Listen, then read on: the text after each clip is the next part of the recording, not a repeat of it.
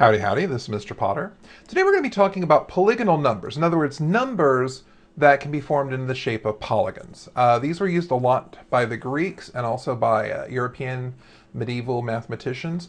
I want to start off with square numbers. So imagine I'm trying to make a number out of dots. So I can make a number here, and that's a very simple square. It's 1 unit wide, 1 unit tall, and so 1 times 1 is 1.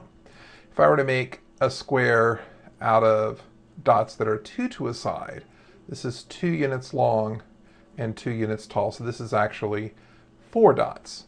If I do the same thing, 3 units wide and 3 units tall, I get 9 dots. And if I want to expand on this, I can actually add another layer of dots on the bottom and add a layer of dots here, and so my next square number would be 16. So 1, 4, 9, and 16 are square numbers. And the reason we call them square numbers is because they make the shape of a square. Now, normally what happens, of course, in mathematics, we notice that this is 1 times 1, we notice this is 2 times 2, 3 times 3, 4 times 4. In other words, if I was dealing with something that had n dots tall and n dots wide, this would be n times n, or n to the second power. Of course, anything to the second power we call squared. And the reason that we call this n squared is because of all of these squares that we can make with these dots. So now that we have this concept of square numbers, let's talk about triangular numbers. In other words, if I were to take these numbers and make triangles out of them, well, now if I have 2 on a side, my second triangular number is 3. Of course, if it's 1 dot on a side, the number is 1. And so 1's always going to end up being a special polygonal number because we can make a polygon out of it, any polygon, as long as it's 1 dot on a side. If I want to make something that's 3 dots on a side, then it's going to look like this. And so 6 is going to be our third triangular number. And if I want to find the next triangular number, adding 4 dots on a side, I've got 4 on this side, 4 on this side, 4 on this side, it's 10. And one of the things that I notice is that to get from this triangle to this triangle, all that I'm doing is I'm really adding another row. So to get from the third triangular number to the fourth triangular number, I just add 4. To get from the fourth triangular number to the fifth triangular number, I'm going to add 5. So I don't actually need to physically draw that triangle to know that the fifth triangular number is 15.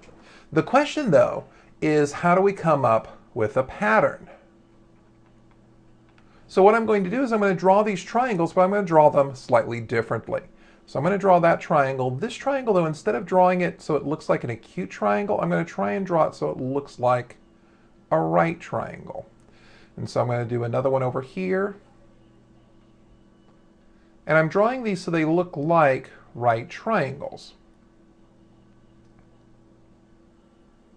And it doesn't look at all like it's helping at this point, but if I were to draw another triangle right here, another one on top of it, one that's exactly the same, just kind of rotated. In other words, if I draw 3 dots, followed by 2 dots, followed by 1 dot, notice what happens is I end up with a shape that looks like a rectangle. So let me draw another 4, 3, 2, and 1. Notice that this rectangle is a rectangle of dots that's 4 dots wide and 5 dots tall. So if I want to come up with a general formula, notice that the rectangle is going to be a certain number wide. That number is the triangular number, because this red triangle that we're talking about here is our fourth triangular number. But this number is always going to be 1 more than what we had. Notice this triangle had a base of 3 and a height of 4. This triangle had a base of 2 and a height of 3. This triangle has a base of 1 and a height of 2, because that's what I need in order to make 2 triangular numbers. So I'm really taking n times n plus 1, but keep in mind that that gives me the rectangle. If I want the triangle, I'm going to have to take that equation, that expression, and divide it by 2. And so the formula for the nth triangular number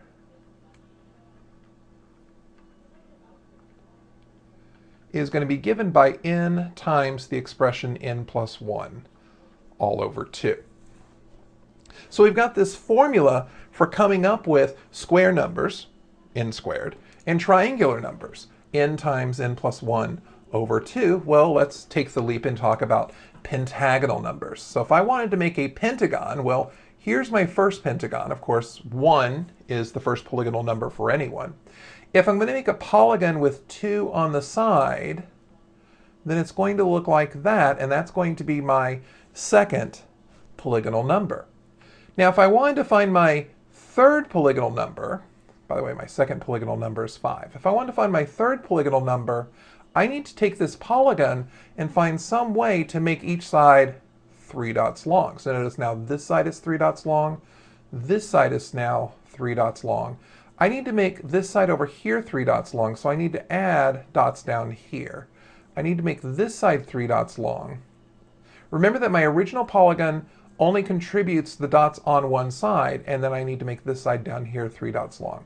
So notice that I've added 1, 2, 3, 4, 5, 6, 7 dots. So to get from here to here, I'm adding 7. Just like to get from here to here, I added 4. And 5 plus 7 is 12. Now, if I wanted to get to the next polygonal number, instead of adding 4, instead of adding 7, remember, mathematics is the science of patterns. The pattern says up 1, up 4, up 7, up 10, because I notice that these are increasing by 3. And so my next pentagonal number is 22. Unfortunately, we don't have a nice, easy geometric form to try and figure out, okay, what is this idea? What's the formula going to be to find the nth pentagonal number? So whenever geometry fails us, of course, we fall back to algebra. So I'm going to look at this for algebra. I know that whenever I'm dealing with a particular number,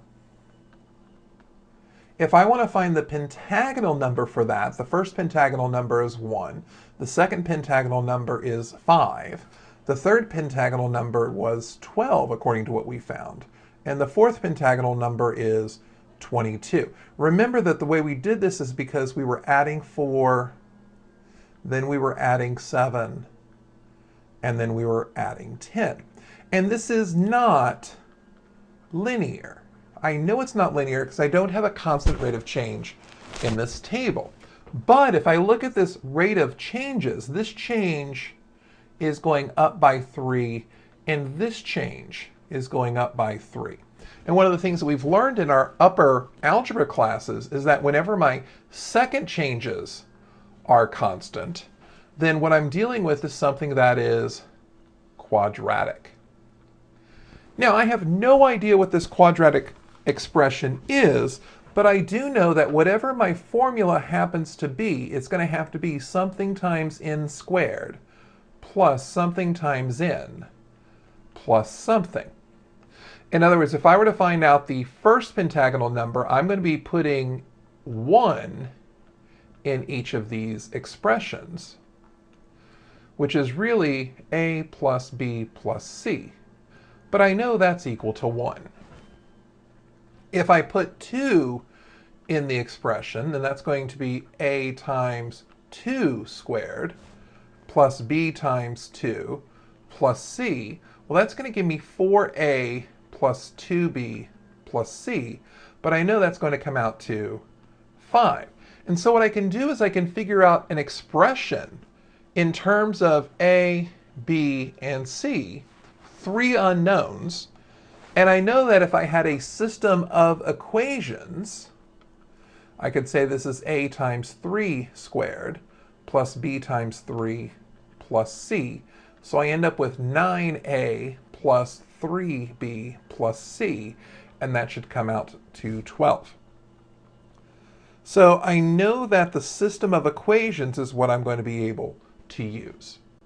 So if I'm looking at the system of equations, these are the equations that I have. I have a plus b plus c equals 1. I have 4a plus 2b plus c equals 5.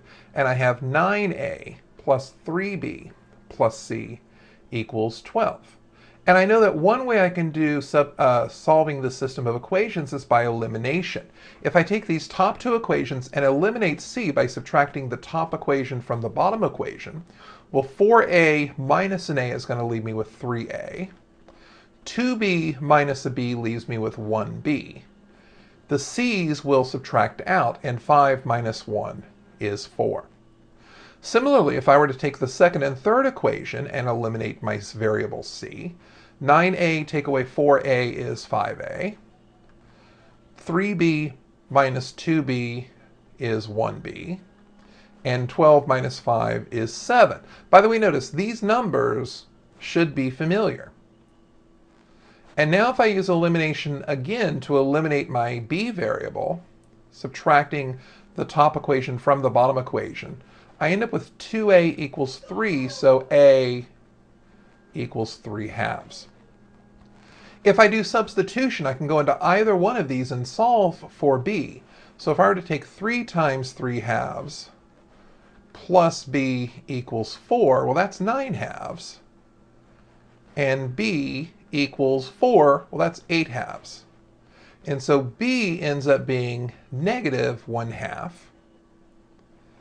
And going back into any of these equations and substituting in what I know that a plus b plus c, which we have no idea what it is, equals 1. But 3 halves minus 1 half is 2 halves. 2 halves plus c equals 1, and so c must be nothing. And so what I know now is that my formula, p of n, is going to be 3 halves n squared minus 1 half n. Or, of course, I could get my denominator as a common denominator and really write this as 3n squared minus n. And then, of course, I could further factor the top and get n times 3n minus 1 over 2. So I want to talk about what this looks like from these patterns. So remember that when I was dealing with triagonal numbers, the nth triangular number was n times n plus 1 over 2. For quadratic numbers, or square numbers, the square number was n squared. But really that's n times 2n plus nothing over 2. And the reason I'm writing it like that is because when I want to think of my pentagonal numbers, my pentagonal number can be thought of as n times 3n minus 1 over 2. And we're looking for patterns. So the reason that I rewrote this expression as a fraction is because my other expressions were fractions with a denominator of 2. And my other expressions had this n in front. This is the stuff that doesn't change. But what's interesting for me is the stuff that does change. This changed from n to 2n to 3n. And it also changed plus 1 plus nothing minus 1. And so my observations are this. 1, I notice that the coefficient goes up. And 2, I know that the addend, in other words, the thing that's being added to my expression inside the parentheses, goes down. That's the pattern that I notice. And what that leads me to believe is that I could come up with a hypothesis. So my hypothesis is that the formula for hexagonal numbers could be n times Well, if this is going up, that goes from 1n to 2n to 3n, so that's got to be 4n. This is going down, so it's 1, 0, minus 1, minus 2 over 2. And I can think of this as being my formula for hexagonal numbers. So I've got this theoretical formula. Now we need to test our hypothesis. So we're going to test our formula for hexagonal numbers. So I know if I'm dealing with hexagonal numbers, of course, my first hexagonal number has got to be 1. My second hexagonal number has got to be 6, because if I want to make a hexagon, I got to have 6 dots. Of course, what happens for my third hexagonal number? Well, let me draw my hexagon where each one is 2 on a side, and if I add a third dot here, that's going to make that 3 on a side, 3 on a side, 3 on a side, 3 on a side, and then there's the 3 on the side here. So notice that I added 1, 2, 3, 4, 5, 6, 7, 8, 9. To get from here to here, I'm adding 5. To get from here to here, I'm adding 9. In other words, I'm looking at a change of 4. Remember from our previous page, our hypothesis was that we were going to be looking for a change of 4, and I seem to be getting that. So let's go back over here and actually test this. So I know in for 1, 2, and 3, I know that the hexagonal numbers are 1, 6, and 6 plus 9 is 15. If I try and do my formula, which is n times 4n minus 2 over 2, I'm going to have 1 times 4 minus 2 over 2. Well, let's see, 4 minus 2 is 2. 2 divided by 2 is 1. 1 times 1 is 1. If I plug in a 2, I'm going to have 2 times 8 minus 2 over 2. I know that 8 minus 2 is 6, and I'm multiplying and dividing by 2, I get 6. And if I try and do it with 3, I'm going to have 3 times 12 minus 2 over 2. Well, 12 minus 2 is 10. Half of 10 is 5. And 5 times 3 is 15. It certainly looks good. But if I actually want to make sure that it is good, I really need to do a proof by induction, which is a way to prove things when you believe something is true. And we're actually going to talk about this in a later video. What's important for us, though, is I can talk about a polygonal number with k sides.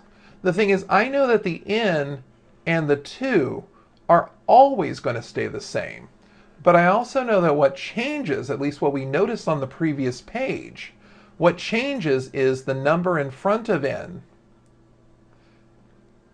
and the thing that's being added or subtracted. Now I notice when I'm dealing with a triangular number, that's where I'm having a side of 3, this becomes a 1. When I'm dealing with a square numbers have 4 sides, this number became 2. And when I'm dealing with a pentagon which has 5 sides, this number became 3. So what I notice here is that it's always going to be k minus 2 that is the number that I'm multiplying times n. In a hexagonal number, hexagons have 6 sides, but we had a change of 4. And then the other thing we got is this number that's being subtracted or added. When this is a 3, this was a 1. When this was a 4, this was a 0. When this was a 5, this is a negative 1. Notice how this is going up by 1, and this is going down by 1. So if I want to put that in this formula, I'm going to need to talk about it in terms of k minus 4 that we're actually subtracting. Now notice in the case of the triangular number, for us, k is 3, so I'm really doing n times 3 minus 2 is 1, 1n, minus 3 minus 4 is a negative 1, all over 2. But of course, n minus a negative 1 is the same thing as n plus 1. So this formula looks good. So let's talk about some situations that we could talk about. Let's give us a sample problem. Here I want the fourth octagonal number. Now because I'm talking about the fourth, I'm really saying that n is 4. And because I'm talking about octagonal numbers, I'm saying that k is 8, because I'm talking about an 8-sided polygon. Well, if I'm talking about an 8-sided polygon, I need to come up with my formula for octagonal numbers. And I know the formula for octagonal numbers, well, the formula for any polygonal number is going to be n times, remember this was k minus 2n minus k minus 4 over 2. If k is 8, this is going to be n times 6n minus 4 over 2. So this is my formula for octagonal numbers, and now I need to actually use the fact that n is 4.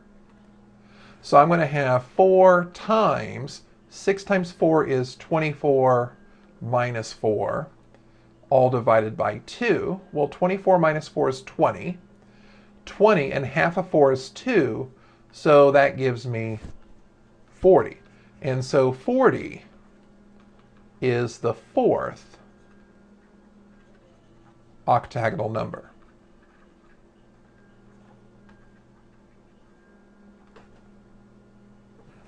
Let's do one more question like this. Which dodecagonal number is 217?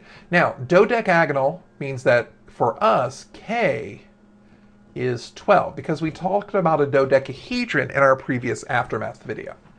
And I want to know when the formula is going to give me a 217. In other words, I need to solve for n. So my formula says that it's n times, and remember that it is k minus 2 times n minus k minus 4 all over 2. And for us, k is 12. So our formula is going to be n times 10n minus 8 over 2. And my question is, what value of n will make this equal to 217? And so my first step is to get rid of this fraction. I'm going to multiply both sides by 2. That's going to cancel out this 2, and I'm going to have 10n squared minus 8n equals 434. So what I've got here is I've got 10n squared minus 8n minus 434 equals 0. And this looks like a job for the quadratic formula. Remember, the quadratic formula is negative b plus or minus the square root of b squared minus 4 times a times c, all divided by 2a. And I know what a, b, and c are in this case.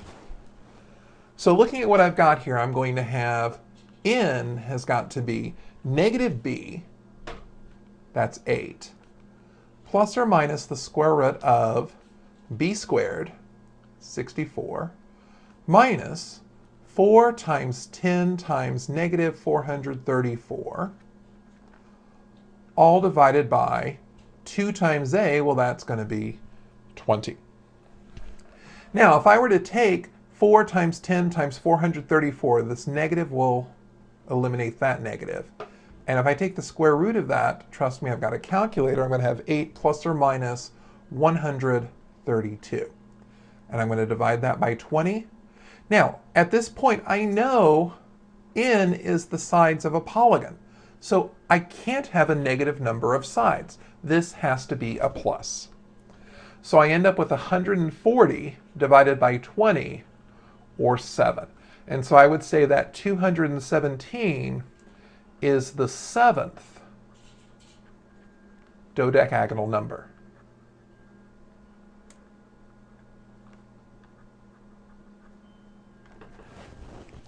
Mathematics is the science of patterns. And what we've done today is we've talked about using mathematical patterns to figure out formula for very complex geometrical shapes. So I hope you enjoyed this little journey. We're going to continue more of these types of journeys, the stuff you don't necessarily see in your math classes, but the stuff that really does make math beautiful. So once again, this is Mr. Potter. Thank you for watching. Have a great day.